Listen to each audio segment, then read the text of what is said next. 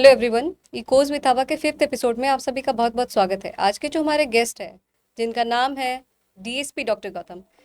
तो मैंने पूछा कि बच्चे का नाम क्या है, तो बोलते हैं कि लॉकडाउन। तो मैंने पूछा लॉकडाउन इसका नाम है? तो बोला कि हाँ सर, सो इसका जन्म लॉकडाउन में हुआ था और तभी कोई नाम नहीं दिया तो लॉकडाउन ही हो गया नाम। जो लोग जब कॉम्पिटिटिव एग्जाम का प्रिपरेशन करते हैं, जो नीट क्लियर करके आए हैं, they are suppose to handle vast syllabus. कि अगर आप प्रिपरेशन करके एग्जाम क्लियर कर लिए हो तो आपको वो बहुत वास्ट नहीं लगता है, क्योंकि प्रिपरेशन कॉलेज के पढ़ाई से तो टफ है।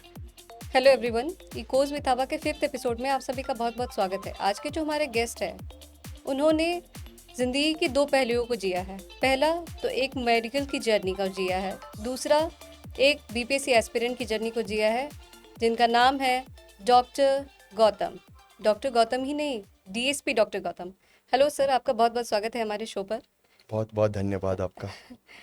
सर, अगर हम आपकी जर्नी की बात करें, जैसे कि स्कूल डेज या फिर कॉलेज डेज की बात करें, तो सर नीट यूजी का प्रिपरेशन जब आप कर रहे थे, और तो क्या उस वक्त आपने सोचा था कि हम अभी तुम नीट कर रहे हैं, पीएमटी दे रहे हैं, उसके बाद हम ये लाइन ड्रॉप करके हम बीपीएससी की लाइन में चले जाएंगे, ऐसा कुछ? नहीं, मैं तो कहूँगा कि नीट प्रिपरेशन के समय तो नहीं सोचा था, पर जब मैं एमबीबीएस कर रहा था तो उसके लगभग फाइनल ईयर से इंटर्नशिप के समय में मैंने डिसाइड किया कि मुझे सिविल सर्विस देना है। और मैं तभी डिसाइड किया था और फिर प्रिपरेशन करना स्टार्ट किया सिविल सर्विस का। तो इस जर्नी में मैं यूपीएससी और बीपीएससी दोनों एग्ज़ाम दिया हूँ। ये बीपीएससी का मेरा पहला अटेम्प्ट ही था, और इससे पहले मैंने यूपीएससी का 2 अटेम्प्ट दिया है, जिसमें मेरा अभी कुछ पॉजिटिव हो नहीं पाया है। होपफुल है कि आगे कुछ हो पाएगा। तो क्या कुछ ऐसा मेडिकल सिनेरियो में आपने कुछ ऐसा देखा कि गवर्नमेंट हॉस्पिटल्स में क्या कुछ जो इश्यूज है उसको देख करके आपको ऐसा लगा, या फिर आपके कुछ पर्सनल इश्यूज थे? क्योंकि लोगों को लगता है, या फिर लोगों का लगना ही नहीं, ये एक बिहार में प्रचलित बात भी है कि अक्सर दिल टूटता है तो ही लोग यूपीएससी बीपीएससी में जाते हैं। तो क्या ये बात सही है कि doctor Gautam DSP doctor Gautam बन चुके हैं? नहीं नहीं, इसमें ऐसा दिल टूटने जैसा तो कोई बात नहीं था। ये एक्चुअली एक डिसीजन था जो मैं खुद के लिए लिया।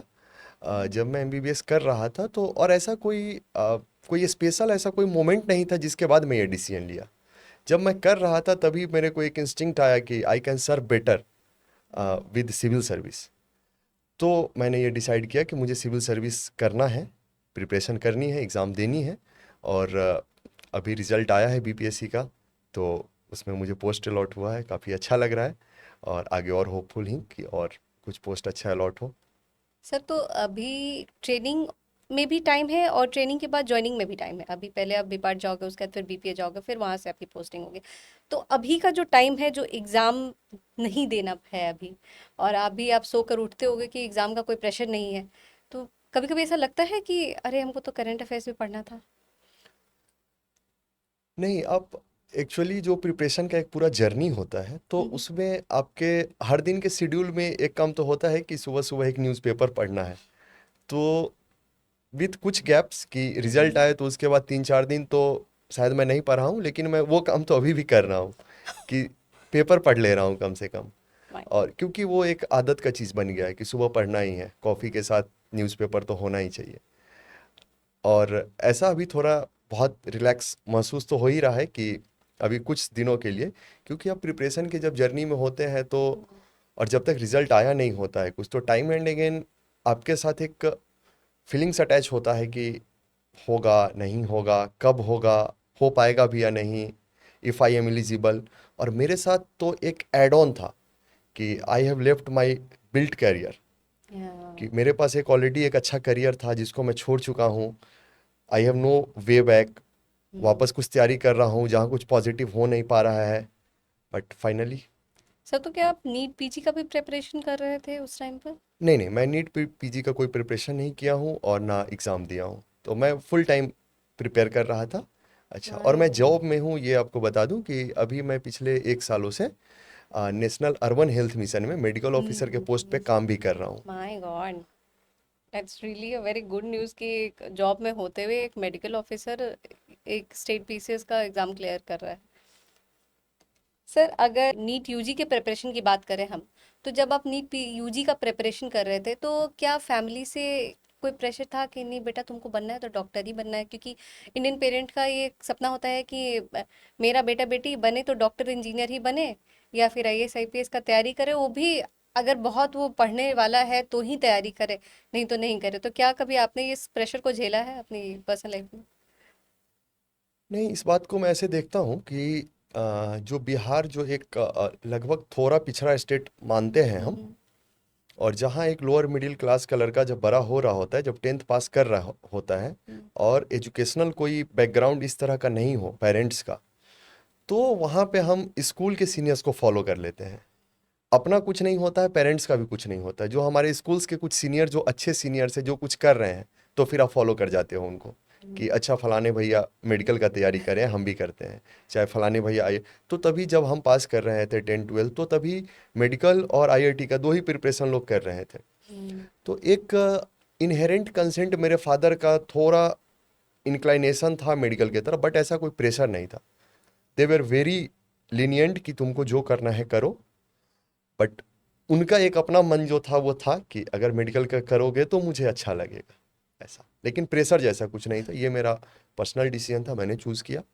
सर आमतौर पर जब बच्चे स्कूल जाते हैं, बड़े होते रहते हैं, तो उनका विजन और उनका जो एक पर्सपेक्टिव होता है करियर को लेके, वो बदलते जाता है वक्त के साथ।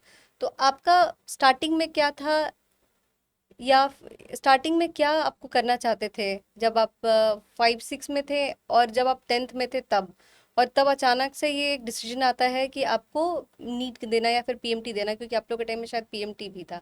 तो क्या वो ही करना था, या फिर अगर वो क्लियर नहीं होता तो आपका कोई प्लान बी रेडी था? नहीं, जैसा कि जब बचपन से हम बड़े होते रहते हैं स्कूल में, तो तभी एज सच क्या करने का सपना नहीं होता है। हमेशा एग्जाम टू एग्जाम सपना होता है कि इस एग्जाम में मुझे ग्रेड ए लाना है, अगर किसी स्कूल का ग्रेड ए हम्म। सिस्टम है तो, या फिर टॉप करना है, अपने क्लास में टॉप करना है, स्कूल में टॉप करना है। तभी का सपना बस इतना होता है कि स्कूल से एक प्राइज मिलेगा, एक हो सकता है पेन। जब हम बच्चे थे तो आई रिमेम्बर, थोड़ा फनी घटना है कि हमें पेंसिल से लिखना होता था। हम्म। तो वी वर वेरी एक्साइटेड कि हमें कभी पेन मिल जाए लिखने को, कि हम पेन से लिखना चाहते थे तभी। क्योंकि पेंसिल से हमें लिखने बोला जाता था कि गलत हो तो मिटा दो। हाँ, रबर से वी कैन इरेज इट। तो तभी था कि हमारे स्कूल में टॉपर को पेन दिया जाता था। वी वर वेरी एक्साइटेड कि पेन मिलेगा, टॉप करना है स्कूल में। हम्म। तो ऐसा कोई सपना नहीं था, ये सपना टेंथ के बाद ही हुआ। जब टेंथ पास हुआ तो मैं पीएमटी का प्रिपरेशन करने के लिए कोटा गया। हम्म। मैं कोटा में रहा हूँ, वहाँ से प्रिपरेशन किया। फिर मेरी रैंक आई तो मैं एनएमसीएच पटना से ही पास आउट हूँ, एमबीबीएस। और उसके बाद मैं कॉलेज के दौरान ही ये डिसाइड किया कि मुझे यूपीएससी का तैयारी करना है। तो मैं यूपीएससी दे रहा था। तभी मैं स्टार्टिंग के 1 2 साल में तो बीपीएससी नहीं दिया था, ये मेरा पहला ही अटेम्प्ट था। थोड़ी वैकेंसी अच्छी थी तो मैं फिल किया, और thankfully I got the post. Sir अगर आप 5 साल जो आपने जिया, मेडिकल का जो आपने 5 साल जो आपने जिया, तो उस 5 साल में क्या आपको लगा कि अब तो एमबीबीएस मतलब मेरा नीट क्लियर हो गया है, अब तो हमको सीट मिल गया, अब लाइफ सेट है, या फिर कहीं आपको लगा कि नहीं हमको चेंज करना चाहिए या फिर बदलना चाहिए इस चीज़ को, या फिर हम कंटिन्यू नहीं कर पाएंगे मेडिकल जर्नी को? नहीं नहीं, ऐसा मेडिकल जर्नी कंटिन्यू नहीं करने जैसा तो कोई सोच नहीं था। अगर ऐसा होता तो मैं जॉब क्यों ज्वाइन करता। मैं अभी जॉब में हूँ और अपना सर्विस दे रहा हूँ हम्म। गवर्नमेंट ऑफ बिहार को, स्टेट हेल्थ सोसाइटी के अंडर में। तो मेडिकल प्रोफेशन अपने आप में एक बहुत अच्छा प्रोफेशन है, नोबेल है। और हम तो वैसे मेडिकल बैच हैं जो कोविड पीक को देखा है। या। हमने कोविड जब आया इंडिया में, तो हम उस समय फाइनल ईयर स्टूडेंट थे, हमारा एग्ज़ाम होल्ड किया अच्छा। गया था। और हम लोग को कोविड में ड्यूटी भी लगाया गया था। तो हेल्थ केयर में तो हम लोग हमेशा ही तत्पर रहे ही हैं काम करने के लिए। तैयारी करने का जो आइडिया था वो बस इतना था कि अपने हेल्थ केयर वाले नॉलेज को भी थोड़ा सिविल सर्विस के तौर पे जोड़ के अगर देखा जाए, थोड़े ब्रॉडर काम। क्योंकि हम्म। एज अ डॉक्टर आप थोड़ा नैरो स्तर पे काम करते हो, पर्सनल हीलिंग, पर्सनल टच है। यस। एज अ डॉक्टर आप पर्सनली टच करते हो पीपल को। लेकिन जब सिविल सर्विस में आप आते हो तो आप ब्रॉडर पर्सपेक्टिव से देखते हो सोसाइटी को। अगर हम अगर एक एग्जांपल से तौर पे दे कि आप पर्सनल ट्रीटमेंट करते हो एज अ डॉक्टर, लेकिन एज एडमिनिस्ट्रेटर या फिर एज अ सिविल सर्वेंट आप पब्लिक हेल्थ को देखते हो। तो ये जो पर्सनल हेल्थ और पब्लिक हेल्थ का जो बात है, ये डिफरेंस आई थिंक कि दोनों चीज़ों में है। और अगर आपका एक्सपीरियंस पर्सनल हेल्थ में थोड़ा बहुत भी है, तो आप पब्लिक हेल्थ में बेटर काम कर सकते हो। लोग अक्सर कहते हैं कि medical education is very vast और बहुत ज़्यादा स्ट्रेसफुल होता है, इसमें मत आओ। अगर किसी को सजेशन भी देना होता है तो लोग कहते हैं कि नहीं तुम मत करो, ये चीज़ मत करो, बहुत हार्ड है, ये हैंडल करना बहुत मुश्किल है। तो वैसा कभी लगा कि फर्स्ट सेकंड थर्ड और फोर्थ ईयर में कि हमको कभी इस चीज़ से बहुत ज़्यादा स्ट्रेस हो रहा है कि यार कैसे मैनेज करें, हर 4 महीने पे कोई एग्ज़ाम आ जाता है, मिड सेम आ जाता है या फिर कुछ फाइनल एग्ज़ाम आ जाता है, प्रोफेशनल आ जाता है, वाइवा आ जाता है, तो आप उस टाइम पे अपने स्ट्रेस को कैसे मैनेज करते थे? इसको मैं थोड़ा ब्रॉडली सोच कर मैं बताना चाह रहा या हूँ। शॉर्ट। एक्चुअली क्या है कि नो डाउट अबाउट इट, तो वो तो हैंडल हो जाता है। पर हाँ, जब एक बार आप एग्ज़ाम कॉलेज में आ जाते हो तो आप थोड़ा रिलैक्स हो जाते हो। तो अगर आप सबसे टफेस्ट पार्ट पूछे तो वो फाइनल ईयर होता है। और मैं ऐसा इसलिए बोल रहा हूँ कि जो first second year third year तक अगर आप फेल करते हो कोई एग्ज़ाम में, सप्ली लेते हो, तो वो लास्ट तक जाते जाते आप मैनेज कर लेते हो सेम टाइम में। बट अगर आप फाइनल ईयर में सप्ली लिए तो आपका एमबीबीएस एक्सटेंड होगा। माय तो गॉड। वो डरते हैं लोग कि वहाँ नहीं लेना है सप्ली, बाकी इधर तो मैनेज हो जाएगा, कर लेंगे। सेकेंड ईयर वाला एग्ज़ाम थर्ड ईयर के साथ कर लेंगे क्लियर। तो वो चीज़ है।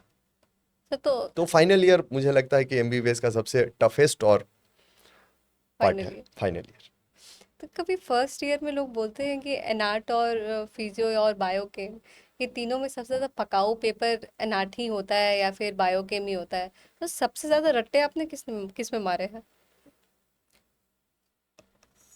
एग्ज़ाम के लिए तो फर्स्ट ईयर जो एमबीबीएस में फर्स्ट ईयर जो टाइम होता है, तो उसमें ज़्यादातर लोग इंक्लूडिंग मी थोड़ा रिलैक्स मोड में होते हैं कि अभी अभी एग्ज़ाम पढ़ के आए हैं, बहुत पढ़ के आए हैं, कंपटीशन क्लियर हुआ, थोड़ा रिलैक्स मोड में चले जाते हैं। और रिलैक्स मोड जब तक ख़त्म नहीं होता है तब तक एग्ज़ाम आ जाता है।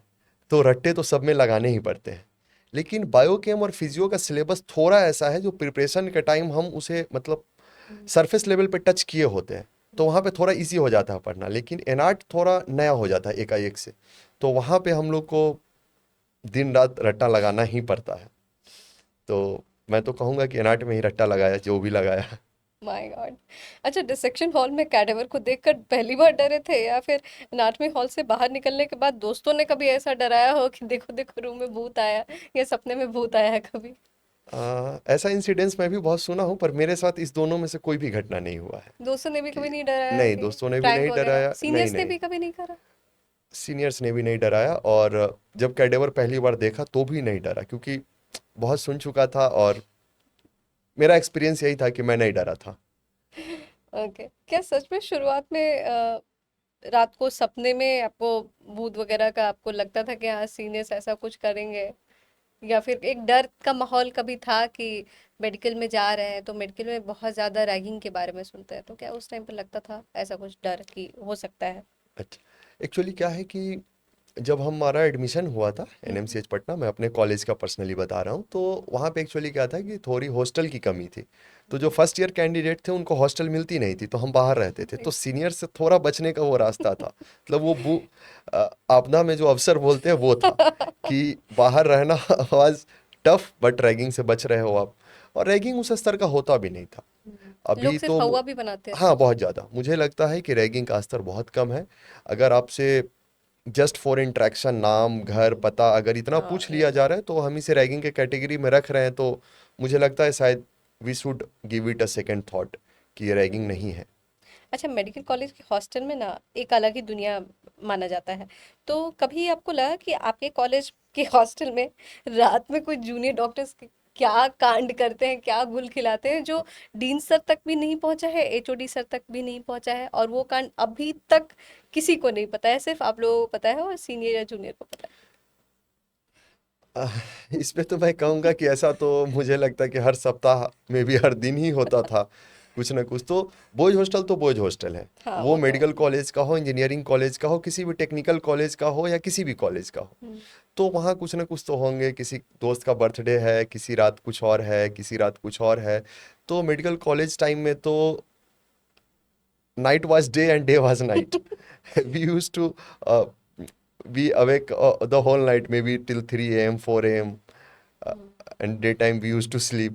So ऐसा तो क्लासेस कब होते थे फिर? क्लासेस तो हम लोग अटेंड करते थे। क्लासेस दिन में, शाम डे के में फिर? टाइम अच्छा कभी अच्छा। क्लासेस, और बंक तो होते थे, बंक काफ़ी बंक होते थे। मास जो हम बंक लोग ज्यादा होते थे मास यहाँ पे? बंक भी होते थे और पर्सनल बंक भी होते थे, प्रॉक्सीज होते थे। ये फर्स्ट ईयर के सारे घटने हैं कि जो प्रॉक्सीज हो रहे हैं, बंक हो रहे हैं, मास बंक हो रहे हैं, थोड़े मोरे रैगिंग हो रहा है, रैगिंग से बचने के तरीके ढूंढे जा रहे हैं। ये सारा कुछ फर्स्ट ईयर में होता था। ओके। अच्छा, डॉक्टर्स की हैंडराइटिंग बहुत ज़्यादा लेजेंडरी मानी जाती है। डॉक्टर्स अपने हैंडराइटिंग को ऐसे लिखते हैं एकदम प्रिस्क्रिप्शन पे कि या तो वो समझते हैं या फिर मेडिकल स्टोर वाले समझते। तो आप लोग ऐसा करते क्यों है? या फिर ये जो राइटिंग की वाली बात है, तो इस राइटिंग वाले चीज़ को आपने अपने बीपीएससी के मेंस में कैसे इसको सुधारा? तो सबसे पहले मैं ये कहूँगा कि थैंकफुली मेरी राइटिंग ठीक ठाक है। अ, मतलब, और बाकी अगर डॉक्टर्स की बात करें तो हम्म। एक्चुअली क्या है ना कि जो जब प्रिस्क्रिप्शन लिखते हैं हम्म। डॉक्टर्स, तो जितना मैं समझ पाया हूँ कि अब आजकल तो प्रिस्क्रिप्शन प्रिंटेड दे रहे हैं डॉक्टर्स, हाँ, सारे जगह अब दे ऑनलाइन रहे हैं। कंसल्टेशन हो रहे हैं, कोविड के कंप्यूटराइज बाद से। प्रिस्क्रिप्शन, हम्म। पोस्ट कोविड और मे बी अर्लियर ऑल्सो। अभी क्या है कि जो प्रिस्क्रिप्शन लिखते हैं तो मे बी अगर सेम पेशेंट आ रहे हैं, मतलब सपोज 4 पेशेंट आ गए फीवर के, हम्म। और हम उस चारों को आपको पैरासीटामोल लिखने हैं, तो सेम ही चीज़ को बार बार लिखना थोड़ा बोरिंग एंड इरिटेटिंग हो जाता है। हम्म। तो मुझे लगता है कि इस रीजन से डॉक्टर्स यूज दिस फॉर्मूला की, दैट पीसीएम लिख के ऐसे घिस दिए कि ओके।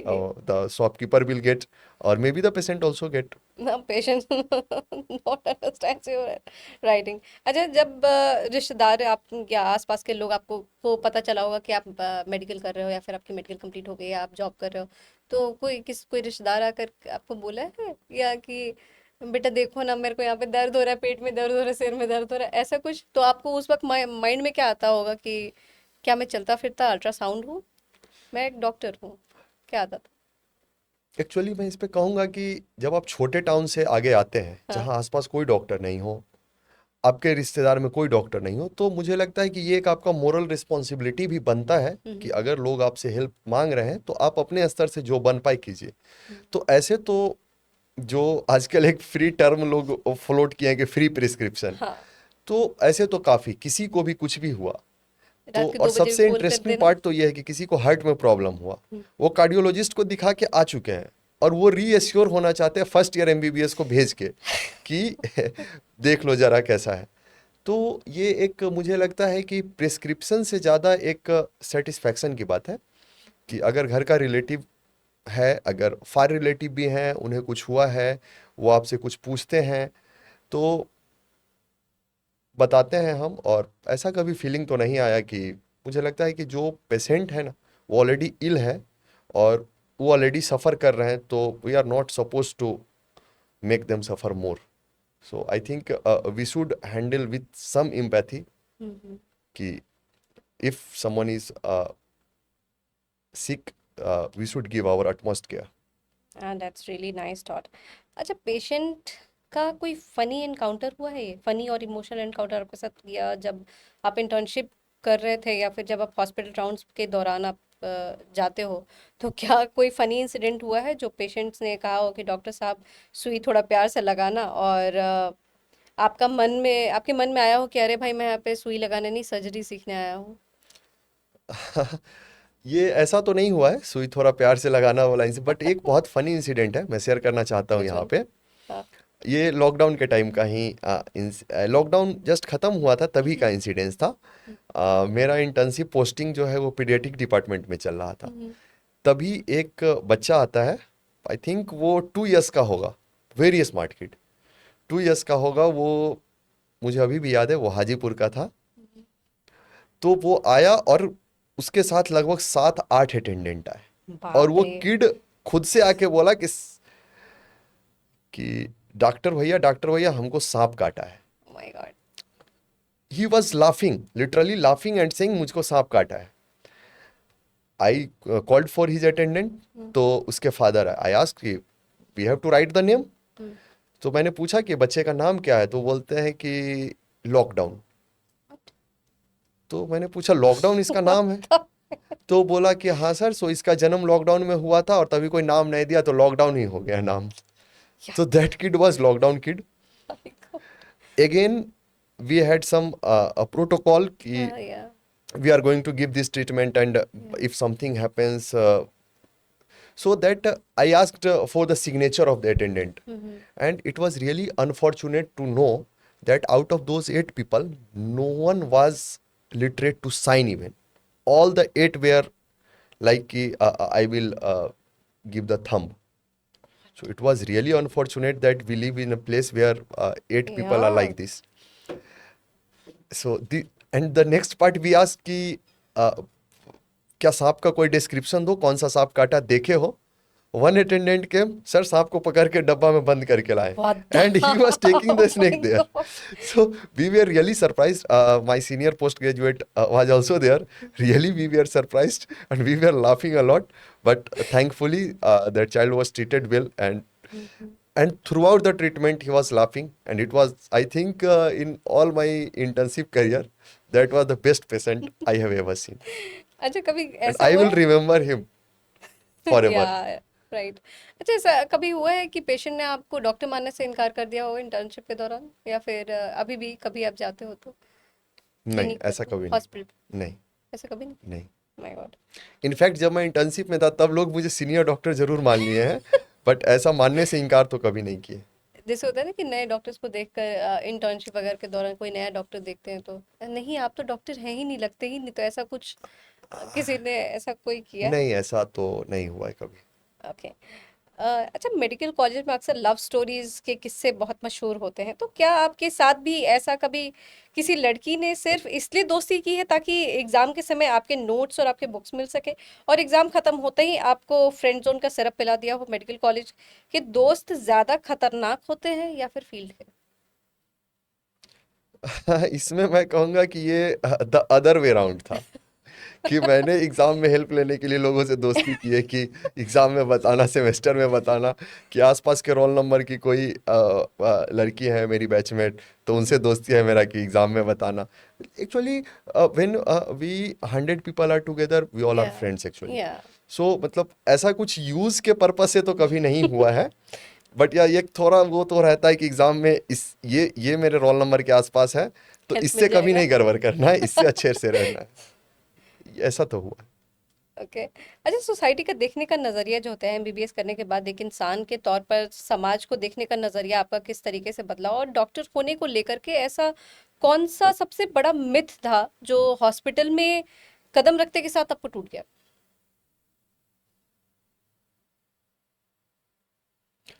देखिए, मिथ जैसा तो डॉक्टर के लिए जो मिथ का बात है कि क्योंकि हम लोगों का इंटरेक्शन जो है, जब पहली बार मेडिकल कॉलेज गए तो शायद ही कभी पहले डॉक्टर से ऐसा इंटरेक्शन हुआ था.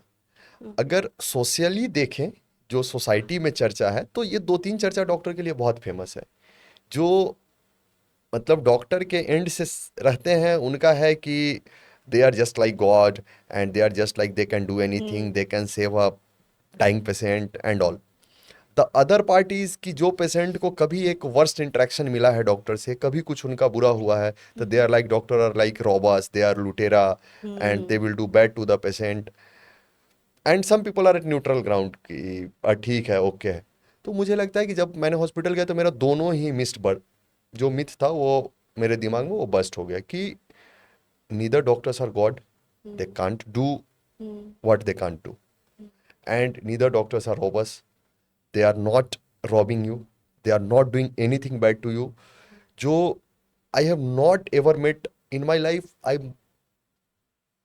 if I am not speaking more, I must have met more than 500 doctors, including my HODs, professors, assistant professors, and my colleagues. And I have never met anyone who has said that let's do anything bad to the patient. या At least the thumb rule they follow is if you can't do anything good to the bad, Please या don't harm the patient. या So we follow the first protocol in this way.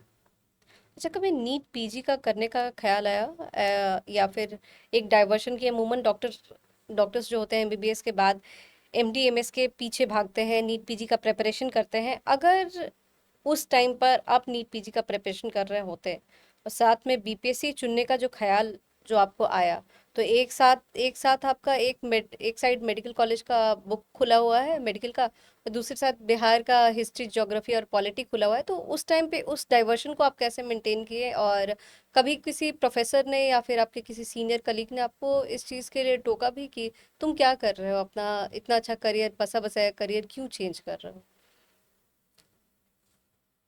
Actually जो टोकने का बात है colleague ने, seniors ने, professors ने, तो हाँ, ये तो रास्ते में बहुत हुआ कि बहुत लोगों ने कहा कि यार अच्छा करियर है, क्यों इतने अनप्रेडिक्टेबल एग्जाम में जा रहे हो, अगर नहीं हुआ तो क्या होगा, मतलब बहुत सारे। और ये टोकने से ज़्यादा खुद को भी कभी कभी तो लगता ही था कि अ, अगर नहीं हुआ तो क्या होगा। बाकी जो साथ में प्रिपरेशन की बात है, तो पीजी की प्रिपरेशन अपने आप में एक वास्ट प्रिपरेशन है, तो हम्म। मुझे नहीं लगा कभी कि मैं दोनों प्रिपरेशन हैंडल कर सकता हूँ साथ में। तो मुझे एक चूज़ करना ही था at any point of time, तो मैंने ये सिविल सर्विस का चूज़ किया। और पीजी के प्रिपरेशन मैं किया ही नहीं, क्योंकि पीजी का एग्ज़ाम अपने आप में बहुत कठिन एग्ज़ाम है और almost full time taking exam है, तो मैं उसका प्रिपरेशन किया नहीं हूँ। मैं सिविल सर्विस ही प्रॉपर दे रहा हूँ, एमबीबीएस जब से कंप्लीट हुआ है। और अच्छा सर, ये मैंने क्वेश्चन तो शायद पहले भी कर कर दिया है कि यूपीएससी बीपीएससी में लोग इसीलिए जाते हैं ताकि दिल विल टूटता है, तो कहीं ऐसा तो नहीं है कि लोगों का कि दिल का धड़कन चेक करते करते अपना ही दिल कहीं टूट गया हो? नहीं नहीं, ऐसा ऐसा कोई मोटिवेशन नहीं है यूपीएससी बीपीएससी करने के लिए। मोटिवेशन एकमात्र है आ, कि यहाँ से, हम जहाँ से आते हैं, हम्म। जितने लोअर मिडिल ग्राउंड से उठे हैं, और जितने लोगों का, एक आदमी जब बड़ा बनता है या एक आदमी कुछ कर पाता है छोटा, उसमें बहुत लोगों का छोटा छोटा योगदान होता है। हम्म। तो this is just one way to pay them back. जो मेरे या रिजल्ट से, चाहे मेरा नीट का रिजल्ट हुआ हो या आज हुआ हो, जो हमारे आसपास के 100-50 लोग जो खुश हुए, ये अ काइंड ऑफ पे बैक है। वो हैप्पीनेस उनको तभी मिला जब मेरा रिजल्ट हुआ। वो मेरे पेरेंट्स हो, मेरे ब्रदर हो, मेरे रिलेटिव्स हो, फार रिलेटिव्स हो, कलीग्स हो, फ्रेंड्स हो, सब। अच्छा सर, जब आपका बीपीएससी का भी रिजल्ट आया 17th का, तो उस वक्त आप खुद अपना रिजल्ट खोल कर चेक करिए या फिर आपके किसी फ्रेंड ने आपको कॉल करके बोला कि देख भाई तेरा हो गया हो, तू डीएसपी बन गया है? और इस पे फैमिली का क्या कैसा रिएक्शन था? It's interesting, really interesting. Result जिस दिन आना था, तो हम्म। लगभग प्रायर आइडिया लग गया था कि आज आने वाला है, आज और कल आने वाला है। Okay. I was out of the town, I was not in the town. तो हुआ क्या कि प्रेस कॉन्फ्रेंस पहले होता है, तो प्रेस हम्म। कॉन्फ्रेंस आया, तो एक दोस्त कॉल किया कि प्रेस कॉन्फ्रेंस हो रहा है, मतलब रिजल्ट आ रहा है आधे घंटे में। Okay. I was really, my heart beat was going 120, 130। My god. I was shivering, but I was out of the town, I was traveling to some place. So, and I was with five of my friends. My God. One of my friend had birthday on this that day. Oh We were God. partying already for his birthday. Okay. The result came, and I had asked one of my friend in Delhi to check the result. Already I had sent my admit card to him. तो उसने देखा, और पता नहीं वो जल्दीबाजी में देखा क्या किया, वो गलत देख लिया, और मेरे को कॉल करके बोला कि कॉन्ग्रेचुलेशंस भाई, तुम सिलेक्ट हो गया है, और तुम्हारा फोर्थ प्रेफरेंस जो तुम्हारा है वो तुमको मिला, सर्विस। तो जो प्रेफरेंस हम डालते हाँ हैं हाँ। बीपीएससी में, उसमें fourth preference. My god. I was literally shocked. There was one happiness that I have got the rank, but I was really sad कि फोर्थ प्रेफरेंस चला गया। Literally I was shivering.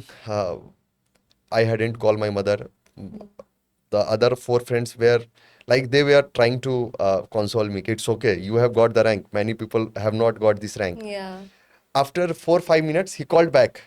अरे भाई तुम डीएसपी बना है कि डीएसपी था? बोले, वो तो मेरा सेकंड प्रेफरेंस था। तो हाँ हाँ, वही मिला है, कि वो तभी मेरे से देखने में मिस्टेक हो गया। तो that was the moment I was really a moment of relief, अभी I भी will आपकी say. आंखों में वो इमोशन कि दिख रहा है। हाँ, a moment of relief that oh I got it. Then I called my mother and she was really happy कि oh you got it. अच्छा, मम्मी पापा में सबसे ज्यादा डरते किससे हो आप?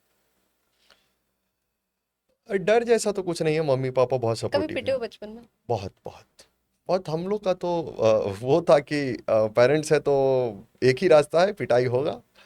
हर दिन शाम में पिटा के ही खा पढ़ने बैठना है तो। अच्छा, जब सिलेबस शॉक और मेंटल बर्नआउट की बात करते हैं हम तो एनाटमी, फिजियोलॉजी और बायोकेमिस्ट्री जैसे साइंटिफिक सब्जेक्ट्स पढ़ते पढ़ते अचानक ह्यूमैनिटीज के ड्राई सब्जेक्ट और Bihar history, polity, social issues को पढ़ना, क्या इसमें सबसे बड़ा सिलेबस शॉक नहीं था? या फिर एमबीबीएस खुद में कितना थका देने वाला पढ़ाई है, उसके बाद बिना किसी गैप के बीपीएससी जैसे अनप्रडिक्टेबल एग्जाम की तैयारी करना, एक इस प्रायर सफर में आपने सबसे ज्यादा जो एक अपना मेंटल हेल्थ है उसको कैसे मेंटेन करके रखा? सबसे पहले मैं दो बात कहूंगा कि ये जो ह्यूमैनिटीज का सब्जेक्ट है वो ड्राइंग नहीं है। आप पढ़ो, आप पढ़ो हिस्ट्री, आपको वाव फीलिंग आएगा। आप हिस्ट्री को ढंग से पढ़ो या पॉलिटी को ढंग से पढ़ो, you read about Gandhi, you will like what a man, you will literally feel. तो ऐसा कोई ड्राइंग सब्जेक्ट नहीं है। हाँ, जरूर है कि जब आप साइंटिफिक बैकग्राउंड से होते हो तो या स्टार्टिंग में थोड़ा दिक्कत होता है स्विच करना। बट ह्यूमैनिटीज एक ऐसा सब्जेक्ट है जहाँ साइंटिफिक सब्जेक्ट ऐसा है कि आप अगर किसी बैक्टीरिया के बारे में पढ़ रहे हो, सपोज कि ये फॉर एग्जाम्पल कि कोई एक बीमारी है जो इस बैक्टीरिया से हो रहा है, या ना तो आप बैक्टीरिया देख पा रहे हो ना उस बीमारी कैसे हो रहा है देख पा रहे हो। बट जब आप सोसाइटी पढ़ते हो, जब आप हिस्ट्री पढ़ते हो, जब आप पॉलिटी पढ़ते हो, तो आप आसपास में होते देखते हो हम्म। कि हाँ ये तो हो रहा है, ऐसे हो रहा है। जब आप पॉलिटी में पढ़ते हो कि एंटी डिफेक्शन लॉ है फॉर एग्जांपल, तो आप देखते हो कि कैसे एक पॉलिटिकल लीडर जो है एक पार्टी से दूसरे पार्टी में भाग रहे हैं। आप जब ग्राउंड पे पढ़ रहे हो, वहाँ हो रहा है सामने, तो मज़ा आता है। तो ऐसा कोई ड्राइंग सब्जेक्ट नहीं है। आ, अच्छे सब्जेक्ट्स हैं वो भी, पढ़ने आप बैठो तो मज़ा आएगा। Once you get the interest you will like it. That's really nice, but अभी तक मेरा ऐसा कोई पर्सपेक्टिव चेंज नहीं हुआ है। खैर, इन आप सबसे जैसे मैं अभी एक और आपको रोक रहा हूँ बीच में, जैसे आप या ज्योग्राफी पढ़ो, जब आप इमेजिन करो कि वोल्केनो कैसे निकल रहा है, हम्म। यू विल बी मेस्मराइज्ड कि क्या नेचुरल फिनोमेना है, कैसे हो रहा है। दैट्स ये आपका नजरिया है सर देखने का। जब आप खो जाते हो पढ़ाई में तभी तो डीएसपी जैसा पोस्ट मिलता है सर।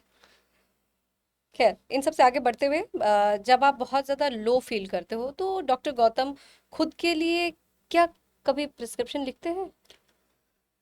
नहीं, मैं इसमें कहूँगा कि लो जब भी फील, हर आदमी लो फील करता है हम्म। अपने, खास के जब आप या फिर प्रिपरेशन किसी के जर्नी में होते खास हो। से बात करते हो? नहीं, मेरा लो फील करने में मेरा दो मतलब वहाँ से बाहर आने का दो तरीका रहा है आज तक, हम्म। अभी भी। सबसे पहला है कि कहीं भाई क्रिकेट खेलने का व्यवस्था लगाओ। अब तो एक्चुअली क्रिकेट एक टीम गेम है तो लोग जुट नहीं या पाते हैं, नहीं तो I am so passionate about cricket. बचपन में, आप पहले सवाल पूछे थे कि बचपन में आपका क्या सपना था, मेरे को क्रिकेटर बनने का सपना था। बट ठीक है, आप जब लोअर मिडिल क्लास से आते हो तो शायद आपको वो इन्वायरमेंट नहीं मिल पाता है, आप शायद नहीं कर पाते हो। तो अभी भी मैं अभी 2 दिन पहले क्रिकेट मैच खेल के आया हूँ एक स्टेडियम से। तो I just opt for some sports like maybe badminton, जो मिल जाए खेलना है।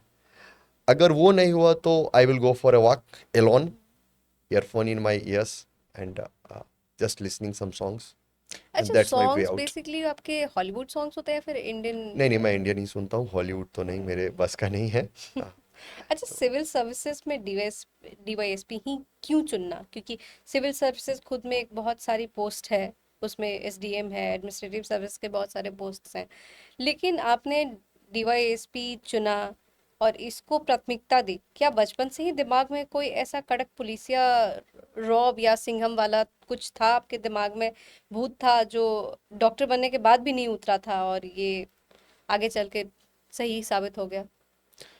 नहीं, ऐसा कोई पॉलिशिया रॉब जैसा कुछ नहीं था एक्चुअली। मेरा वैसे प्रेफरेंस में सबसे पहला प्रेफरेंस मेरा एसडीसी ही था, जो बीपीएससी का प्रेफरेंस था। सेकंड मेरा डीवाईएसपी था। तो और जनरली लोग ऐसे ही फील करते हैं, तो मेरा ये सेकंड प्रेफरेंस था क्योंकि मेरा रैंक कुछ रैंक से रह गया, तो वो एसडीसी मिला नहीं, तो सेकंड प्रेफरेंस डीवाईएसपी मिला है। और ऐसा कोई पुलिसिया रॉब नहीं। इनफैक्ट मैं तो कहूँगा कि जो एक बचपन में जब हम लोग खेलते होते थे घर के दरवाजे पे, तो तभी पुलिस की वैन गुजरती थी तो हम लोग दौड़ के घर में भागते थे कि पुलिस आया, पुलिस आया, सब बच्चे भागते थे। तो इनफैक्ट अगर हाँ, अगर मैं अभी जो सोच रहा हूँ कि अगर मुझे पुलिस में सर्विस करने का मौका मिला, अगर मैं किया, हम्म। तो मे बी मेरा एक एम ये भी होगा कि पुलिस का वैन देख के कोई बच्चा घर में भागे नहीं। पुलिस का छवि ऐसा बने विद हम्म। टाइम कि उन्हें लगे कि we are there to serve, not to scare. Sir 70 BPSC आपने दी और आपका फर्स्ट अटेम्प्ट में क्लियर हो गया, तो आपका बुक का आपका प्रेफरेंस क्या क्या था? और एक मेडिकल बैकग्राउंड के होते हुए आपने उस चीज़ को किस तरीके से हैंडल किया और क्या क्या बुक लिस्ट आपने तैयार किया जो कि जिसमें आपके नोट्स भी इंक्लूडेड थे, या फिर ऑनलाइन कोचिंग से भी आप पढ़ते थे? अच्छा, मैं इसमें एक बात कहूँगा हम्म। कि जो प्रिपरेशन है एग्जामिनेशन का कोई भी, हम्म। ये पूरे कॉम्पिटिटिव एग्ज़ाम की बात है कि जब आप प्रिपेयर करते हैं तो एक जो यूनिवर्सिटी की पढ़ाई है और कंपटीशन की पढ़ाई है, इसमें एक डिफरेंस है। जो कंपटीशन की पढ़ाई है वो स्ट्रेटेजिकली जितना बेटर होगा आप उतना जल्दी कॉम्पिटिटिव एग्जाम को क्लियर कर पाएंगे, लेकिन यूनिवर्सिटी में है कि आप स्लोली जाएंगे तो भी आप बहुत अच्छा कर सकते हैं। तो अगर मैं बीपीएससी की बात करूं तो मेरा जो प्रिपरेशन था, मैं बीपीएससी के लिए फुल्ली फोकस्ड प्रिपरेशन नहीं किया हूं, टू बी ऑनेस्ट। ओके। मैं यूपीएससी का प्रिपरेशन कर रहा था, बीच में ये एग्ज़ाम आया तो मैं बीपीएससी दिया, विद सम एफर्ट मेरा प्री क्लियर हुआ। उसके बाद मैं थोड़ा सपोर्ट लिया बीपीएससी के लिए, मेंस के लिए, और तब जाके मेरा मेंस क्लियर हुआ, फिर मैं इंटरव्यू में लगा। मतलब प्री क्लियर होने के बाद मैं फुल्ली फोकस था बीपीएससी पे। लेकिन उससे पहले मैं यूपीएससी कर रहा था तो मैक्सिमम जो मेरा पढ़ाई था वो यूपीएससी बेस्ड था। जब यहाँ पे आया तो स्ट्रेटेजिकली खुद को ट्विक किया हम्म। कि जो यहाँ का सिलेबस है बिहार स्पेशल जैसे है, कि बिहार स्पेशल हिस्ट्री है वो बहुत ज़्यादा क्वेश्चंस दे रहे हैं प्री में, ज्योग्राफी बिहार ज्योग्राफी ज़्यादा क्वेश्चंस दे रहे हैं, बिहार करंट अफेयर्स ज़्यादा क्वेश्चंस दे रहे हैं। तो इन सारे इंपॉर्टेंट टॉपिक्स को पहले कवर किया, अच्छे से किया। और बाकी जो बेसिक सब्जेक्ट थे जैसे हिस्ट्री है, पॉलिटी है, ज्योग्राफी है, इंटरनेशनल रिलेशंस वगैरह है, तो वो सारा मेरा पहले से प्रिपेयर था यूपीएससी के जर्नी में। और जहाँ तक जो बुक की बात रही, तो जो सिलेबस है यूपीएससी और बीपीएससी का या कोई भी सिविल सर्विस का, वो आ, बहुत हद तक, मतलब आई विल से कि 70% 80% तक सिमिलर ही जाता है। तो जो बुक लिस्ट है वो वही है कि मैं पॉलिटी के लिए एम लक्ष्मीकांत, जो जिसको हम लोग बाइबल ऑफ यूपीएससी बोलते हैं, या। उसको यूज़ करते थे। जो हिस्ट्री के लिए है वो ओल्ड एनसीईआरटी जो है आर एस शर्मा वाली, वो यूज़ करते थे। और कुछ मॉडर्न हिस्ट्री के लिए स्पेक्ट्रम वगैरह का भी यूज़ किया। बाकी कुछ कोचिंग के नोट से, जो मैं दिल्ली में कोचिंग किया था, उसके कुछ नोट से मैं वहाँ किया। जो इंटरनेशनल रिलेशन जैसे सब्जेक्ट है वहाँ पे करंट अफेयर्स का बहुत रोल है, तो उसमें करंट अफेयर्स पे फोकस रहा। तो ऐसे ऐसे करके मेनली किया मैंने। सर डॉक्टर्स अमूमन क्या करते हैं कि कुछ पढ़ना हो, कुछ बीमारी और डिजीज के बारे में जब वो पढ़ते हैं तो निमोनिक्स बनाकर पढ़ते हैं। नीट का प्रिपरेशन हो चाहे वो एमबीबीएस हो, सब में निमोनिक्स या फिर कुछ ना कुछ उनका रहता है कि ये हम करके करेंगे तो जल्दी याद हो जाएगा। तो क्या हिस्ट्री पॉलिटी के लिए भी आपने कुछ मेडिकल निमोनिक्स तैयार किए थे?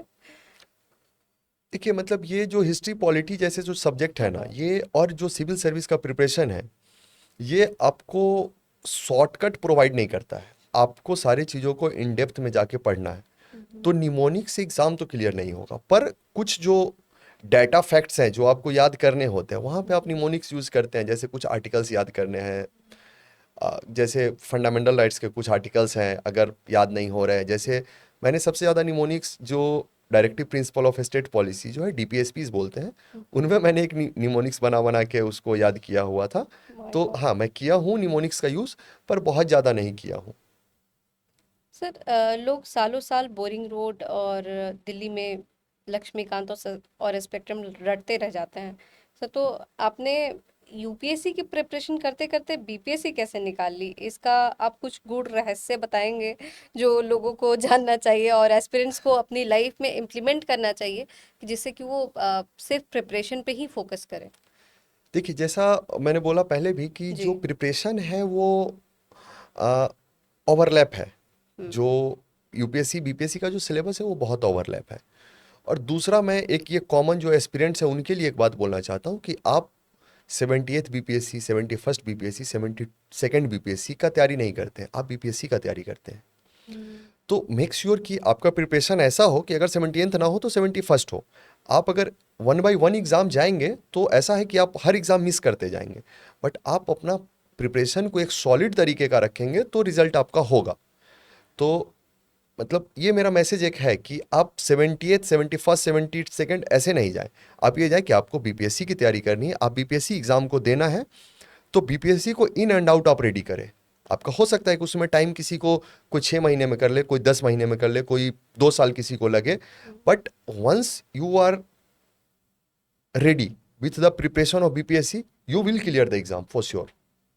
सो आप एग्जाम बाय एग्जाम नहीं जाए, आप बीपीएससी को एज अ होल देखें कि बीपीएससी एग्जाम मुझे क्लियर करनी है, बीपीएससी सिविल सर्विस की एग्जाम, और आप उसकी तैयारी वैसे लेवल पे करें, क्योंकि सिविल सर्विस की एग्जाम में थोड़ा पेशेंस तो चाहिए, नो डाउट, कि आप जिस साल में सबसे ज़्यादा प्रिपेयर्ड खुद को पाएंगे हो सकता है उस साल आपका रिजल्ट ना हो, or some other year when you feel that your preparation is less and you will get selected in that year. So better keep your preparation at higher level, you will get into the exam. Exactly sir, कभी आप अशोक राजपथ या फिर पटना के boring road में टपरी पर कभी घूमते घूमते चाय पिए हो? और अगर कभी चाय पीने गए हो तो दोस्तों के साथ तो कभी सुना है? क्योंकि बिहार में लोग क्या होता है कि बच्चे जैसे बड़े होने लगते हैं पॉलिटिक्स पे चर्चा करने लगते हैं, तो कभी नीति आयोग पे चर्चा करते हुए उन लोगों को देखकर, राजनीति और नीति आयोग की चर्चा पर आपने कभी उन सबको देखकर आपके दिमाग में कुछ ख्याल आया है? ये मेरे साथ ये एक्सपीरियंस थोड़ा कम इसीलिए हुआ है कि मेरे सारे दोस्त डॉक्टर्स हैं या अभी भी जो जिनके साथ मैं मतलब रहता जब कभी आप हूँ। बाहर जाते हो चाय वगैरह पीने, तो हाँ, कभी किसी बाहर को भी सुना है कि हाँ हाँ हाँ, बैठ कर चर्चा बिल्कुल कर रहे बिल्कुल, हैं, हाँ हम काम से कोई मतलब नहीं, हाँ, बस ये चर्चा कर रहे हैं? प्रिपरेशन से पहले भी और बाद भी, जब हम डॉक्टर्स भी जब चाय पे बैठते हैं, कभी बात करते हैं, दोस्तों में बात करते हैं, तो बहुत सारे दोस्तों के तो बहुत बैंटर्स हैं, या कॉलेज की कहानी है, कॉलेज के किस्से ट्रू। हैं, फीमेल फ्रेंड्स के किस्से हैं, तो होते ही हैं, पॉलिटिक्स के भी किस्से हैं, कोई कोई एक्स पॉलिटिकल पार्टी को सपोर्ट कर रहा है, कोई वाई को कर रहा है, कोई जेड को कर रहा है, या उसके अपने टेंट्रम्स हैं, क्रिकेट का है, अभी फीफा वर्ल्ड कप चल रहा है तो उसका है, कोई रोनाल्डो फैन है, कोई सर मेसी तो फैन है, तो ये सब तो होता रहता है। सर तो उन लड़कों को देखकर आपको कभी एज अ डॉक्टर या और एज अ एस्पिरेंट क्या लगता था? मतलब क्या सुनकर क्या लगता था उस टाइम? ये क्या कर रहे हैं, टाइम वेस्ट कर रहे हैं या फिर they are doing something uh, meaningful? नहीं नहीं, जो जर्नी होता है एक प्रिपरेशन का, जब हाँ। आप खुद उस प्रिपरेशन जर्नी से जब गुजरते हो तो आप सच में समझ पाते हो कि प्रिपरेशन जर्नी कितना मुश्किल रहता है। या वो एक एक ऐसा जर्नी है जहां आप जिस सोसाइटी में हम रह रहे हैं, एक्चुअली वो सोसाइटी सिर्फ रिजल्ट को कंसिडर करती है। एग्जैक्टली। रिजल्ट मेरा बीपीएससी में हुआ है, मैं ये मान के चलता हूँ कि जो लोग इंटरव्यू दिए हैं इस बार मेरे साथ, वो सारे लोग मेरे जितना ही एलिजिबल थे, पर उनका नहीं हुआ। आप उनका पॉडकास्ट नहीं करेंगे। तो बात है कि जब उस जर्नी में जो जाता है वो समझता है, मुझे समझ है कि जिनका नहीं भी हुआ वो हमारे बराबर के लड़के हैं, वो आज न कल करेंगे। तो जो सवाल जो गांव समाज और कई बार तो घर वाले तक भी पहुंच जाते हैं कि तुम कर क्या रहे हो, एग्जैक्टली। कि फलाने का लड़का का हो गया, उनका बेटा का हो गया, फलाने की बेटी का हो गया, तुम्हारे शादी का उम्र निकल रहा है, तो तरह तरह के सवाल है। तो जब प्रिपरेशन जब हम करते हैं तो हम बेसिकली दो तीन चीज़ से फाइट कर रहे होते हैं। एक तो एकेडमिक फाइट हमारा होता है प्रिपरेशन का, दूसरा एक सोशल फाइट होता है कि लोगों का आंसर कैसे करना है। इसमें कुछ लोग आइसोलेशन में चले जाते हैं, और आइसोलेशन में जाना ही सबसे बड़ा, ये जो प्रिपरेशन टाइम जो डिप्रेशन हो जाता है, एंग्जाइटी होती है, ये आइसोलेशन है। और उस आइसोलेशन को क्रिएट करने का जो श्रेय है वो आसपास के लोगों को हो जाता है। और एक जो फाइनेंशियल बर्डन हम लोग फील करते ही हैं कि जब आप प्रिपरेशन कर रहे हैं, आप फाइनेंशियली डिपेंडेंट है किसी पर्सन पे, अगर घर आपका इतना एबल नहीं है तो वहाँ का टेंशन है। तो प्रिपरेशन एकमात्र आपसे एकेडमिक रिक्वायरमेंट नहीं मांगता है, आप मेंटल स्ट्रेंथ आपका मांगता है कि आप कितना इन सारे चीज़ों से लड़ के आगे निकल सकते हैं। तो मैं यही कहूँगा कि बी ए स्ट्रांग, जो भी एस्पिरेंट है स्ट्रांग रहिए, कोई ज़रूरत नहीं है कोई किसी समाज को आंसर देने का, फ़ोन ऑफ करिए, पढ़ाई करिए, you will get the result. BPSC mains का एग्जाम देना और सिविल सर्विस के एग्जाम में जो मेंस का पार्ट होता है उसमें बहुत ज़्यादा लिखना होता है। तो कभी आपको ऐसा लगा कि कहाँ हम इतना इतना देर लिख रहे हैं और कहाँ हम एक अच्छा खासा स्टेबल करियर को छोड़ कर आए हैं कि केबिन में बैठकर वहाँ जहाँ पेशेंट दिखना था यहाँ पे हम लिखे जा रहे हैं, लिखे जा रहे हैं, ऐसा कुछ? ये देखिए, ये एग्ज़ाम में तो नहीं हुआ था, हम्म। क्योंकि तब तक हम प्रिपेयर्ड थे कि एग्ज़ाम देना है। तो उससे पहले जब हम मॉक लिखना शुरू किया, मॉक टेस्ट कुछ लिखा मैंने। हम्म। तो जब मॉक लिखना शुरू किया तो पहले कुछ टेस्ट में हो रहे थे कि क्वेश्चन कंप्लीट ही नहीं हो रहा है, मैं कर नहीं पा रहा हूँ। तभी स्पीड बढ़ाया, बहुत हम्म। मेहनत करी, लिखा। तो एक समय ऐसा था कि मतलब, और मैं अकेले नहीं था इसमें, मुझे लगता है कि क्लास के सारे लोग वैसे ही थे। जो जब आप क्लास में घुसते तो जो वोलिनी का स्प्रे आता है ना, उसका स्मेल आता पूरे क्लास में। सारे लोग अपने दोनों हाथ में वोलिनी स्प्रे मार के बाप रे। बैठे होते थे और वोलिनी लेके भी चलते थे, दर्द हुआ मारो फिर लिखना शुरू करो। तो ये तो हुआ है, और ये हम अकेले नहीं है इसमें। मुझे लगता है कि जो भी बीपीएससी के एस्पिरेंट है वो रिलेट कर रहे होंगे इससे, कि मुंह लगा के लिख रहे हैं, वोलिनी स्प्रे लगा के लिख रहे हैं। तो ये तो मैं तो करता था, मैं तो कई बार खुद डॉक्टर हूँ तो मुझे आइडिया था, तो मैं तो पेन किलर भी लेके लिखा हूँ। मैं हर एग्जाम में पेन किलर लेके ही माय गया था गॉड। एग्जाम लिखने। अच्छा, इंटरव्यू बोर्ड में जब आप गया इंटरव्यू देने, तो इंटरव्यू पैनल में जो लोग बैठे थे, तो उस वक्त आपको क्या फील हो रहा था कि मतलब वाइवा वाला ही एकदम वाइब आ रहा था, या फिर ये एक जो डर था वो कहीं ना कहीं निकल चुका था कि अब तो ठीक है चलो? नहीं, मैं कहूँगा कि ये इंटायरली डिफरेंट था। अभी जब हम बात करें तो सोच के लग रहा है कि बीपीएससी का इंटरव्यू बहुत ज़्यादा फॉर्मल है हम्म। और कॉलेज वाइवा का इंटरव्यू थोड़ा इनफॉर्मल है। हम्म। बट मुझे लगता है कि जो मेरा एक्सपीरियंस वो अदर वे राउंड है, कि जितना डरा सहमा हम लोग कॉलेज वाइवा में अपने हम्म। प्रोफेसर के सामने फील किए हैं, वहाँ पे मैं नहीं फील किया। और जो बीपीएससी का इंटरव्यू है वो बहुत कॉर्डियल थे। Board members, they are really great peoples, and उन लोग बहुत कॉर्डियल थे, कि hmm. They were like talking just like I and you are talking now. Yeah. They were talking like that. My god, तो उन्हें जब There was no, I never felt that they have asked me any question. They were just like talking. Someone was asking something, the other was interrupting and asking something, the other was interrupting and asking something. And it was like a normal conversation like we are talking now. My Really, God, it was that मतलब comfortable and completely convenient. Different scenario है ये पूरा college से Yeah, के comparison exactly. में। And college में तो we used to shiver like हमारा नंबर आने वाला है आई वाइवा में, अंडरस्टैंड। क्या होगा नहीं होगा, सर क्या पूछ लेंगे। तो वो तो था। अच्छा, जब आप पैनल के सामने बैठे हुए थे, तो जब उन्होंने आपका पोर्टफोलियो देखा होगा कि एमबीबीएस डॉक्टर है हमारे सामने, तो मेडिकल से रिलेटेड क्वेश्चंस भी उन्होंने किए, या फिर एक परसेप्शन था कि हाँ बच्चा डॉक्टर बच्चा हमारे सामने बैठा हुआ है, सो ऐसा कुछ था? नहीं नहीं, उनका था कि जो बोर्ड मेंबर्स होते हैं हम्म। वो लोग जितना हमारे एज से ज़्यादा उनके एक एक आदमी का एडमिनिस्ट्रेटिव एक्सपीरियंस होता है, तो दे रियली नो एवरीथिंग। या। एंड उन लोग का था कि सिविल सर्विस को चूज कर रहे हैं तो हम उससे रिलेटेड वैसे क्वेश्चन पूछे, उन्हें जो देखना था वो देखना चाहते थे। हम्म। मुझसे जरूर मेडिकल के ज़्यादा सवाल पूछे गए related to medicine, public health, yeah. Bihar infrastructure of Bihar, medical infrastructure of Bihar, like why I am leaving my medicine and hmm. Choosing for this civil service. ये सारे क्वेश्चंस थे। कुछ सोशल क्वेश्चंस भी पूछे गए। बाकी कुछ तभी जब इंटरव्यू का टाइम था तभी ईरान और जो यूएस का वॉर था हाँ। उस वॉर रिलेटेड क्वेश्चन पूछे गए हैं। तभी एक एसिड रेन जैसा एक फिनोमेना हुआ था तो उससे रिलेटेड पूछे गए। तो सारे क्वेश्चंस पूछे गए थे, डाइवर्सिटी ऑफ टॉपिक से क्वेश्चन पूछे गए, और बहुत अच्छे से पूछे उन लोग। मुझे तो मज़ा आया था इंटरव्यू वोट देने में, कि यार बहुत अच्छा लगा। अच्छा, जो आपके एनएमसीएच के फ्रेंड्स हैं और जो मेडिकल फील्ड फील्ड से जो भी आपके अदर फ्रेंड्स हैं, तो अभी उनकी फ्रेंड्स ग्रुप चैट में क्या डिस्कशन चल रहा है अकॉर्डिंग टू यू, कि दोस्त हमारा पुलिस में चला गया है तो कुछ भी होगा तो संभाल लेगा? नहीं नहीं, कुछ भी होगा तो ऐसा संभाल लेगा जैसा तो नहीं है। हम्म। बट या जो क्लोज फ्रेंड्स है they are really very very happy, कि या। चलो भाई बहुत दिन से तुम परेशान था, कुछ तो हुआ। एंड जो थोड़ा पेरिफेरल फ्रेंड्स है वो लोग भी ओवरऑल, जब आप कुछ करते हो तो जो आपके बैचमेट्स हैं, फ्रेंड्स हैं, वो खुश होते ही हैं। हम्म। एंड तो टॉक तो ऐसा कुछ टॉक तो नहीं है। अब थोड़े बहुत जो सेलिब्रेशंस हैं तो वो अपने स्तर पे हो ही रहा है कभी ना कभी तो। अभी जो आजकल हमारे देश में जो रीनीट हो रहा है, कभी कैंसिल होता है, कभी लीक होता है, कभी कुछ होता है, कभी कुछ होता है, बच्चे इतना प्रेशर झेल रहे हैं। कुछ बच्चे सुसाइड कर रहे हैं, कुछ बच्चे ऐसे हैं कि एग्जाम दे ही नहीं रहे हैं, रीनीट भी नहीं दी। तो वैसे केस में बच्चों को क्या एडवाइस दोगे, क्योंकि आप खुद भी एक डॉक्टर हो, आपने खुद भी नीट का एग्जाम क्लियर किया है, तो उस टाइम आपके दिल पर क्या गुजरती है कि इतना कुछ हो रहा है और बच्चे उस चीज को, उस प्रेशर को हैंडल नहीं कर पा रहे, तो मेंटल हेल्थ को कैसे वो लोग अपने हैंडल करें और प्रिपरेशन के लिए फोकस्ड रहें? देखिए, मैं इसमें कहूँगा कि मैं इस बात को बहुत अच्छे से समझ सकता हूँ कि जब हम्म। पेपर लीक होता है या एग्ज़ाम ख़त्म होता है, कैंसिल होता है, तो कैसा फीलिंग होता है।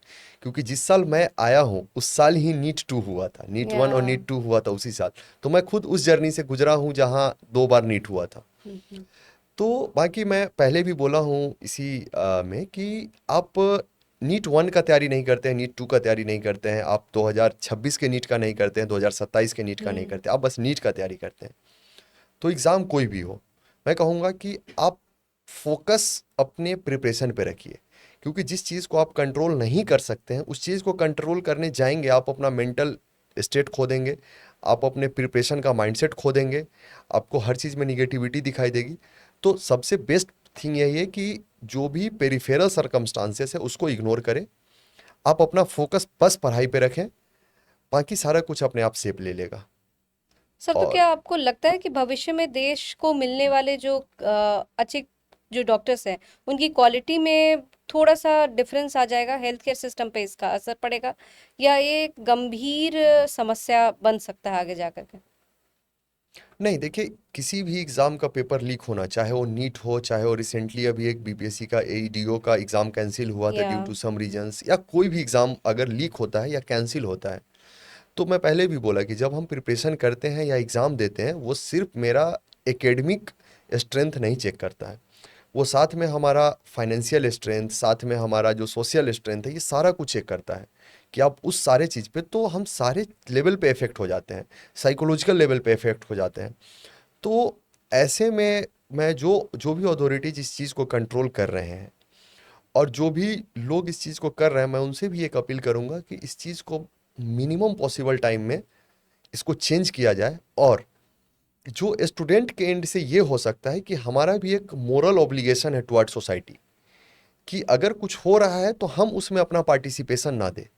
कि हम्म। अगर पेपर कोई बेच रहा है तो कोई खरीद भी रहा है। या। तो मुझे लगता है कि अगर हम अपने मोरल स्तर से भी थोड़ा स्ट्रांग रहें कि हमें तैयारी करके, हमें राइट पाथ चूज करके हमें कोई भी एग्ज़ाम क्लियर करना है, तो मुझे लगता है कि ये जो सिस्टम है वो एक बार बर्स्ट होगा।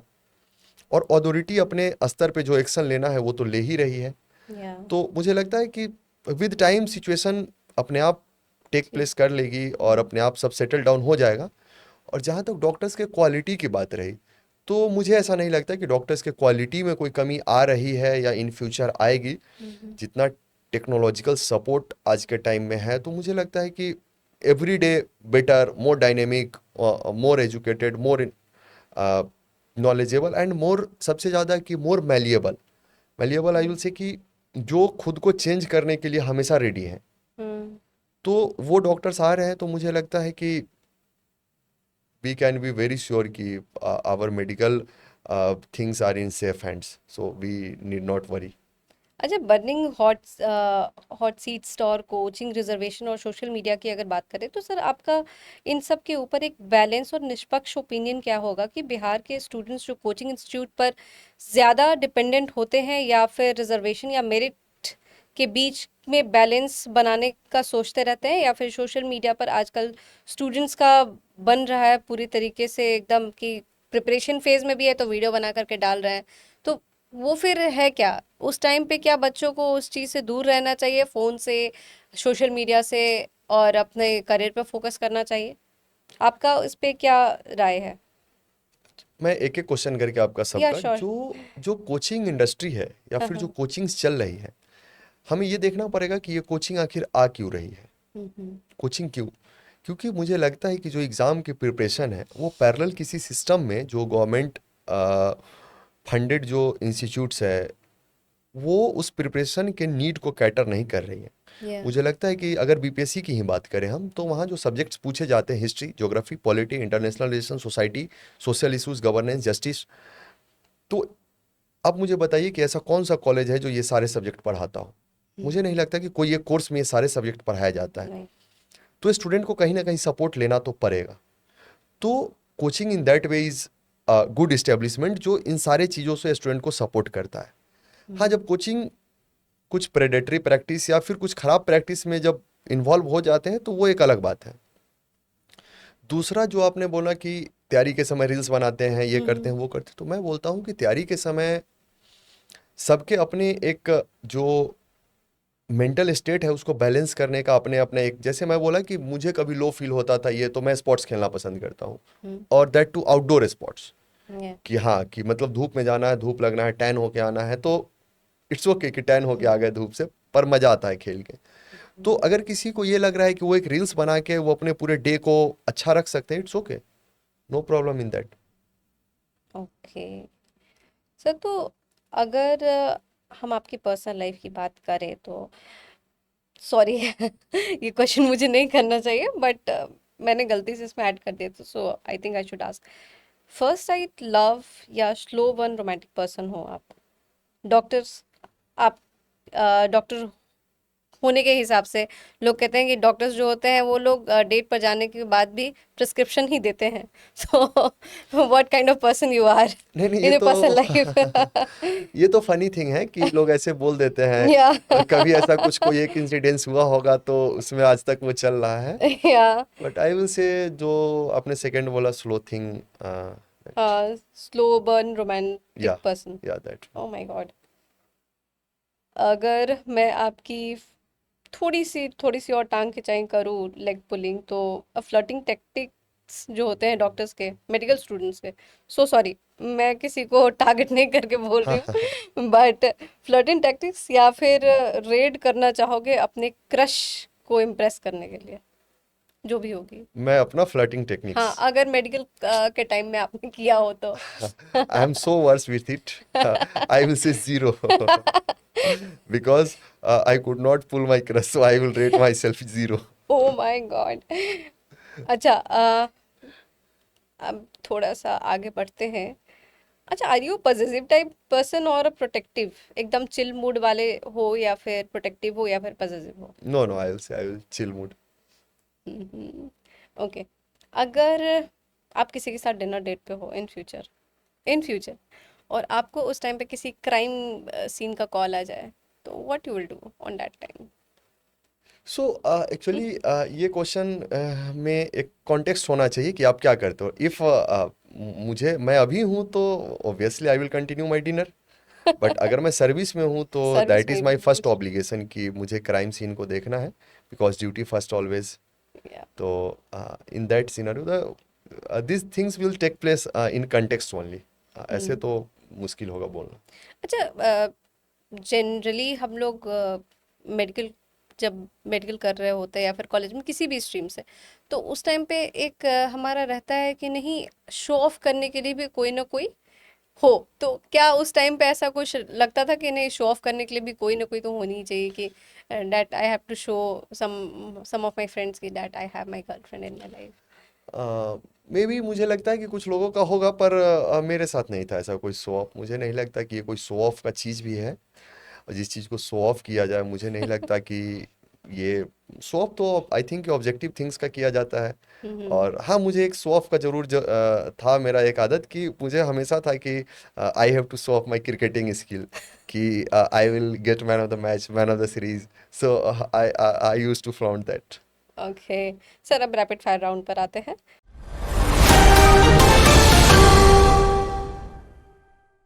अथॉरिटी या service? Service. Okay, love marriage और arranged marriage? Any day love marriage. My god. चाय और coffee? Black coffee. That's nice. Long walk या लॉन्ग ड्राइव? आई विल से it depends on time, but long walk I will say. Angry young man और a king of romance? Hmm. I don't think I'm any fall into any of this category. I may be in between. Hmm. Okay. Classic old Hindi movie melody और trendy web series? Okay, yeah, interesting. I love some web series I watch, but I'm no, watch movie only in theater. Mm-hmm. If I go there only watch, I never watch on any OTT platform. And one thing I will say, I have never purchased any subscription till date. My Either God. Netflix, Amazon Prime, any subscription. And that's why If you I are a have to, DSP. if I have to watch movie, I will go to theater and I will watch. Yeah. So I enjoy there only, not in Mm-hmm. room like in tab or अच्छा, planned itinerary और unplanned road trip? unplanned road trip. नहीं। Doctor Gautam को एक word में define करना हो तो वो क्या होगा? Only one word.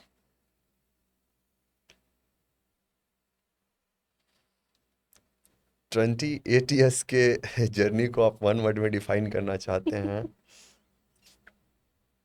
So sorry, it's a part of a rapid fire. I will say passionate. Stethoscope या pistol? So, I have got the service which will give me pistol only, या। but I love stethoscope equally.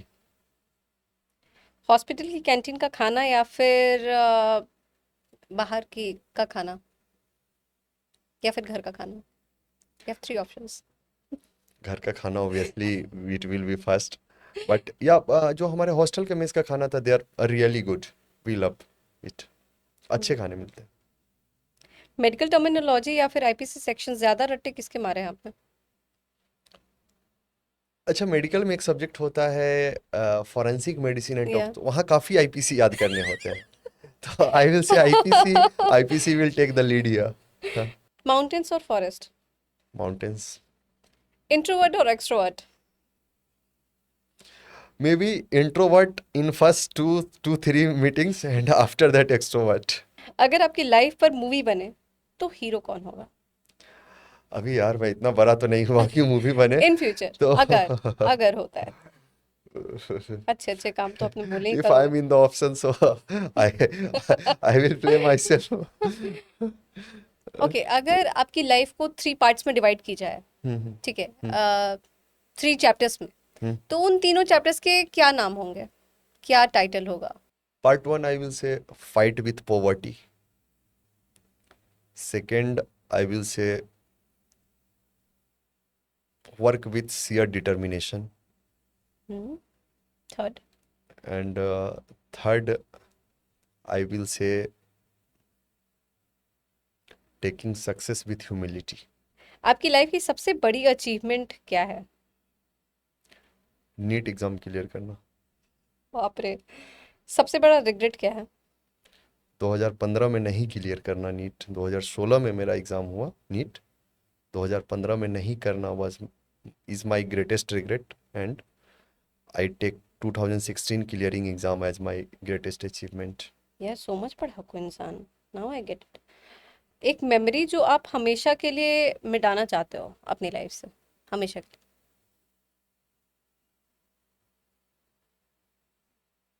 No, I don't want to erase any memory. I'm like a person that I don't forget and I don't want to forget actually. I want to remember everything.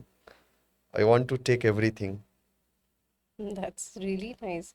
Success और happiness में सबसे ज्यादा क्या choose करते हो आप, या फिर करोगे? I don't think कि success and happiness two different thing. I think ये दोनों complementary है. Success give you happiness and happiness give you success actually. या। So being happy, if you are happy, you are successful. And if you are successful, you will be happy obviously. So I think it is a vicious cycle that one enforces other. So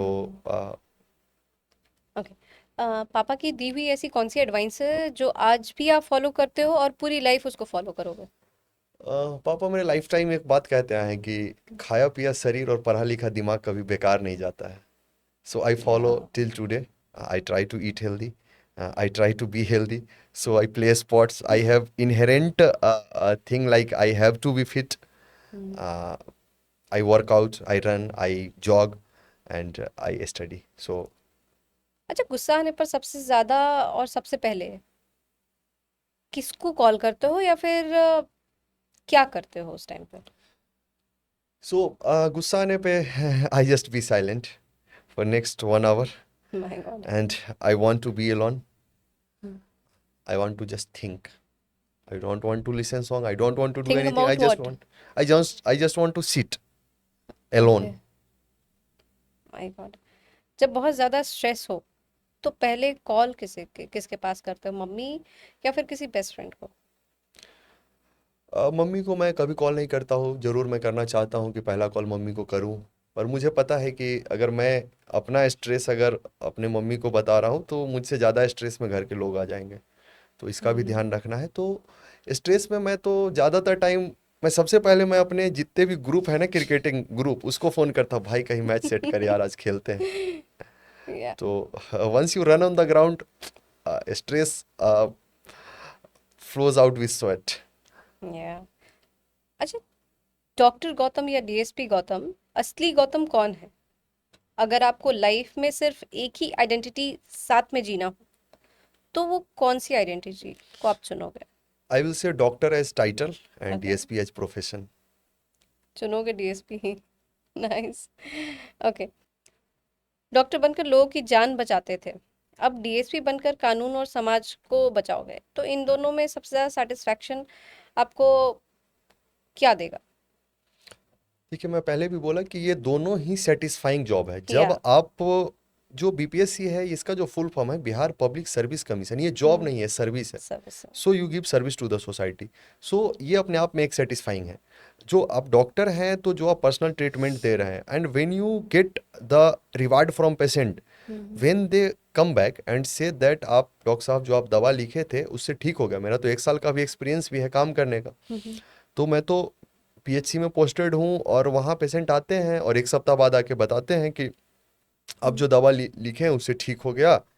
तो that gives you the utmost happiness. So I think दोनों ही satisfying job है, और दोनों ही स्तर पे आप अच्छा काम करेंगे आपको सेटिस्फाइंग होगा। आप जो भी करें, आप अच्छा करें, वो सेटिस्फाइंग होगा। मुझे लगता है आप हम्म। पढ़ाई करिए, आप कोई टॉपिक पढ़ रहे हैं, आपको अगर वो अच्छे से समझ में आ गया, it will be the best day for you. Okay, तो सर आपने मेडिकल की डिग्री भी ली हुई है, आपने आपने 1 साल सर्व भी किया है इस फील्ड में, तो अब आप डीएसपी भी बन चुके हो, ट्रेनिंग के बाद आपकी पोस्टिंग कहीं ना कहीं होगी, तो क्या जो क्राइम करेगा उसका इलाज डॉक्टर के अंदाज में होगा या एक रॉबियल डीएसपी के अंदाज में होगा? नहीं नहीं, मुझे लगता है कि ये इसमें ना डॉक्टर के अंदाज में होगा, ना ना रोबियल डीएसपी के, ये कानून के अंदाज में होगा। जो लॉ कहेगी, जो कॉन्स्टिट्यूशन ऑफ इंडिया कहेगी, या और जो हमें ट्रेनिंग में सिखाया जाएगा, एक्चुअली ये उसके हिसाब से होगी। ओके। तो यस। देयर क्या? Is no shortcut for the competitive exam. Read everything in great details, work with sheer determination, and keep patience, you will get into the exam. क्या एक एवरेज स्टूडेंट भी लाइफ में इतना successful हो सकता है या फिर सक्सेस हासिल हासिल कर सकता है? 100%, 100%। जो आप बचपन में जब मेरा एक पोयम है बहुत फेवरेट, मेरे को विच लगता है वो वन? बचपन में, लग रहा है कि मुझे याद नहीं क्लास, लेकिन मुझे लगता है कि बिफोर वन, एलकेजी यूकेजी और में था कि उठो बाल को हुआ सवेरा, चिड़ियों ने तस्दी। मुझे लगता है कि वहीं से एक लाइन मैं कहीं पढ़ा हूँ कि जब जागो तभी सवेरा। Once you start working you will get. There is a saying कि even if you walk slow, hmm. if you are on the right path you will reach your direction, hmm. earlier or late you will reach. The direction must be true. If you are astray, if you have deviated your path, you will never reach the direction, your destination. Hmm. But if you are on right road, you will reach there. You walk slow or fast, no matter. Gautam sir, आपका सफर हमें ये सिखाता है कि limit सिर्फ हमारे दिमाग में होती है।